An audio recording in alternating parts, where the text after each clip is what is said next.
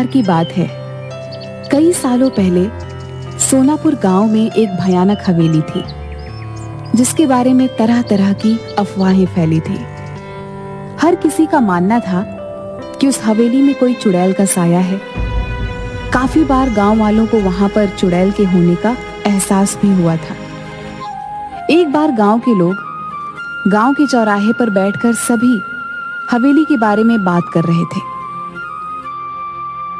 अरे भैया, हवेली में भूत का साया है। मैंने खुद पेड़ों से फूलों को उड़ते हुए खुद हवेली में जाते हुए देखा है। अरे नहीं कर लो भैया, वहाँ भूत का नहीं, वहाँ पर चुड़ैल का साया है। मैंने 2 पायलों की आवाज सुनी है। अरे सुनील चचा, भूत चुड़ैल नहीं, वहाँ तो राक्षस है, राक्षस।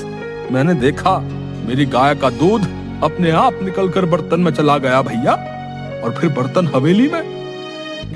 बात तो सही है, मैंने भी हंसने की बहुत सी आवाजें सुनी है। जमींदार साहब, आपको हवेली और गांव के बीच में मजबूत दीवार बना देनी चाहिए। कम से कम ये भूत हमारे बच्चों को तो नुकसान नहीं पहुंचाएंगे। न जाने हवेली में भूत है कि चुड़ैल, लेकिन एक बार जब मेरे पति लकड़ियां काट रहे थे तो उनकी कुल्हाड़ी नीचे गिर गई। अचानक कुल्हाड़ी न जाने कैसे उड़ते हुए वापस उनके हाथ में आ गई। मेरी तो डर के मारे जान ही निकल गई थी। हाँ बिटिया, सच कहती हो, वहाँ कोई है जिसने हमारी सहायता की। मेरी पोती तालाब में डूब गई थी। अचानक तेज हवा चली और मेरी बेटी तालाब से उड़ती हुई बाहर आ गई। देखो भाइयों, मेरा बेटा अमेरिका से वापस आ रहा है। कुछ दिनों के बाद वो वापस चला जाएगा। उसे इन सब घटनाओं के बारे में खबर नहीं होनी चाहिए। उसके जाने के बाद मैं ये दीवार पक्की करवा दूंगा। गांव के ही किसान का बेटा भीखू खाद लेने शहर जा रहा था।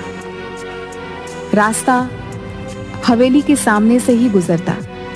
जब वह हवेली के आगे से डरता हुआ पहुंचा तो उसने देखा एक सुंदर सी लड़की उसके सामने आकर खड़ी हो गई। तुम कौन हो और यहाँ क्या कर रही हो? तुम्हें नहीं पता ये हवेली भूतिया है, यहाँ रहना खतरे से खाली नहीं। मेरा नाम किरण है, मैं तो यहीं रहती हूँ। हम यहाँ आते जाते हैं, भूत तो नहीं देखा हमने कभी। अच्छा, पर ये तो भूतिया हवेली है और लोग कहते हैं यहाँ भयंकर चुड़ैलें रहती हैं। ये सब सुनकर भीखू मन ही मन डरने लगा। उसके दिमाग में यही चल रहा था कि जो कुछ भी आज तक उसने सुना वो सच है या झूठ। तभी किरण बोली, तुम्हें पता है मैं हवेली में ही रहती हूँ। अब ये क्या कह रही हो? पूरा गांव जानता है कि इस हवेली में भूत चुड़ैल रहती है। तुम चुड़ैल भूत जैसी चीजों पर विश्वास रखते हो? मैं फालतू में ही इतना सोच रहा हूँ। ये लड़की होकर भी नहीं डर रही। ये भूत चुड़ैल मन का वहम है, ये सच्चाई थोड़ी ना है। आओ तुम्हें मैं अपने बाकी लोगों से मिलवाती हूँ, इससे तुम्हारा डर हमेशा के लिए खत्म हो जाएगा। भीखू किरण के पीछे पीछे चलने लगा कि अचानक उसे जोर का धक्का लगा और वह हवेली की पहाड़ी से नीचे गिर गया। गांव वाले तुरंत दौड़ते हुए भीखू के पास आए और पूछने लगे क्या हुआ। तभी भीखू के मुंह से बस ये शब्द निकले, हवेली, लड़की, किरण, हवेली।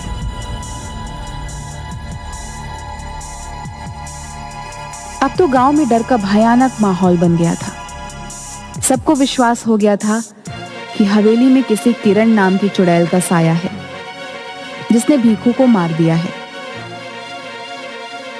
इस घटना के अगले दिन ही जमींदार साहब का बेटा राजेश अपने दोस्त मयंक के साथ गांव आ रहा होता है।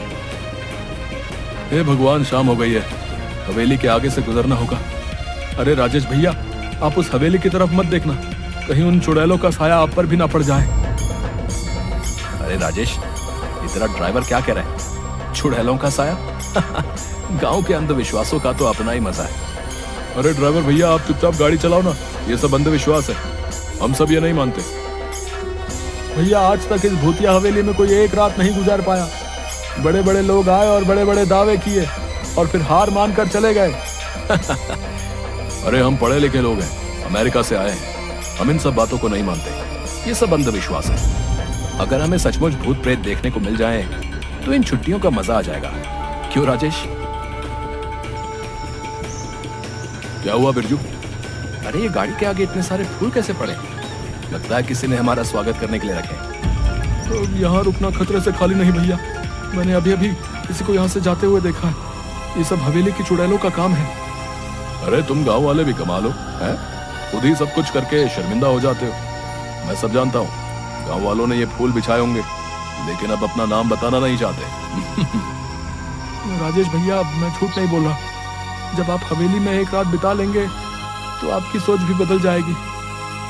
यार बिरजू, तुम पहले घर पहुंचाओ, बाद में देखेंगे। अभी तो बहुत जोर से भूख लगी है। मेरे पेट में तो हाथी, चूहे, भूत, प्रेत सब दौड़ रहे हैं।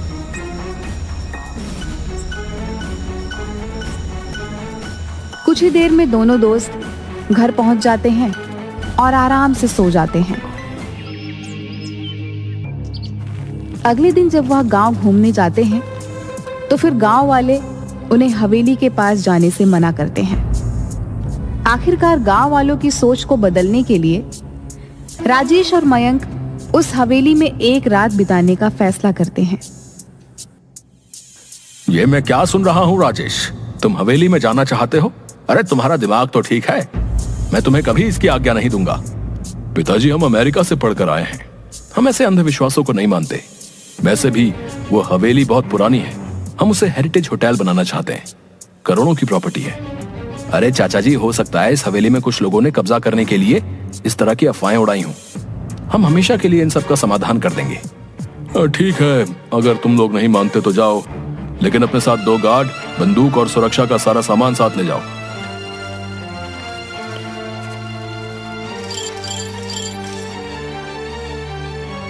आप लोग सो जाइए, हम सब बाहर ही बैठे हुए हैं। कोई भी बात हो तो तुरंत आवाज दीजिएगा। राजेश, उठ यार, ये सब क्या हो रहा है? अबे अबे, ये पलंग हवा में कैसे उड़ रहा है? और ये गाने की आवाजें भी आ रही हैं। ये खुशबू, ये तो कमल के फूल की खुशबू है।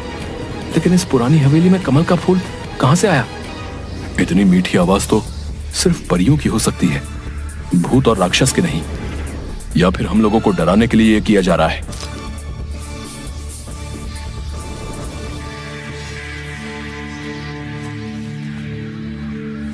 क्या तुमने वही देखा जो मैं देख रहा हूं? हाँ यार, ये तो सचमुच भूतिया है। नहीं, हम यूं विश्वास नहीं कर सकते। मुझे तो लगता है कि ये कोई ऐसा बंदा है जिसे इस टाइप के हॉरर इफेक्ट के बारे में बहुत कुछ पता है। चलो हवेली की लाइब्रेरी में चलते हैं, कुछ तो मिलेगा।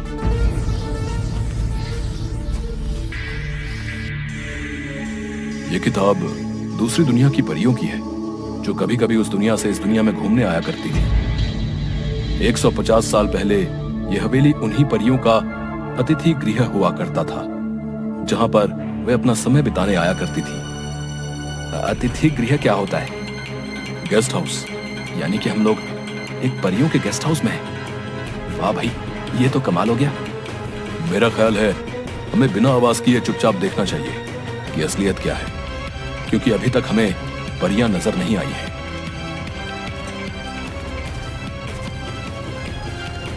इसके बाद वो परियों का इंतजार करने लगते हैं। तभी अचानक उनके सामने जादुई संगीत बजने लगता है और बहुत सारी परियां सामने प्रकट हो जाती हैं। मैं हुस्न परी हूँ। हमारे घर में आपका स्वागत है मानव मित्रों। हमें खुशी हुई कि तुम हमारे यहाँ आए। आप दोनों तो कितनी अच्छी हो, तो आप लोगों से लोग डरते क्यों हैं? इसका जवाब तो वही दे सकते हैं। क्या तुम दोनों को भूख लगी है? हाँ, भूख तो लगी है। जो खाना लाए थे वो तो कब का खा चुके हैं हम दोनों। क्या तुम हमारी मदद करोगे इस हवेली की सफाई करने में? हाँ, क्यों नहीं। आवाज सुन जब गार्ड धीरज और मुन्ना अंदर आता है तो उसे मयंक और राजेश उड़ते हुए दिखाई देते हैं, पर परियां नहीं दिखाई देती। वो डर कर उन्हें छोड़कर वहां से भाग जाते हैं और जमींदार के पास पहुंचते हैं। जमींदार साहब, गजब हो गया। लगता है राजेश भैया और उनके दोस्त को भूतों ने अपने कब्जे में कर लिया। वो दोनों हवा में उड़ रहे थे। हे भगवान, अब क्या होगा? मेरे बच्चों को प्रेतों ने अपने कब्जे में लिया है। भूतों ने नहीं, चुड़ैल ने किया है। क्योंकि वहां से लड़कियों की आवाजें आ रही थी, वो गाना भी गा रही थी, हमने पायलों की आवाज भी सुनी। सभी गांव वाले बुरी तरीके से डर जाते हैं। मयंक और राजेश अगले दिन जैसे ही सूरज उगता है, उन दोनों परियों को अलविदा कहते हैं। हम पर विश्वास करने के लिए धन्यवाद राजेश और मयंक, लेकिन गांव वाले हम पर भरोसा नहीं करते। इस हवेली से हमारी यादें जुड़ी हैं, इसलिए जब भी मन करता है तो कुछ वक्त बिताने हम यहाँ आ जाते हैं। लेकिन भीखू पर हमला तो सुबह हुआ था। मैं यही बताना चाहती हूँ, भीखू पर हमला हमने नहीं किया। हम तो सिर्फ गांव वालों को शहर से भागकर आए हुए तस्करों से बचाने की कोशिश कर रहे थे, जो सुबह के समय इस हवेली में छुपे रहते हैं और रात को तस्करी के लिए निकल जाते हैं। परियां राजेश और मयंक को बताती हैं, उस दिन जिस दिन पहाड़ी से गिरकर मर गया, उस दिन परी उसकी रक्षा कर रही थी, लेकिन सिर्फ भीखू को ही दिखाई दे रही थी। जब तस्करों ने भीखू को हवेली की तरफ आते हुए देखा तो उन्होंने उसे पीछे से धक्का दे दिया ताकि उनका रहस्य किसी और को ना पता चल जाए। तो क्या तस्कर आपको नहीं देख सकते? नहीं, हमें सिर्फ वही देख सकता है जिसके आगे हम अपने आप को खुद दिखाना चाहें। हमने गांव वालों को तस्करों के बारे में बताने की काफी कोशिश की, लेकिन डरपोक गांव वाले हवेली में नहीं आए। आपको परेशान होने की कोई जरूरत नहीं है। आपने हमारे गांव की रक्षा के लिए इतने सालों तक हमारा साथ दिया है। आपकी सच्चाई हम सभी गांव वालों को बताएंगे और हम सभी गांव वालों के साथ अगले हफ्ते दीपावली मनाने यहाँ आएंगे।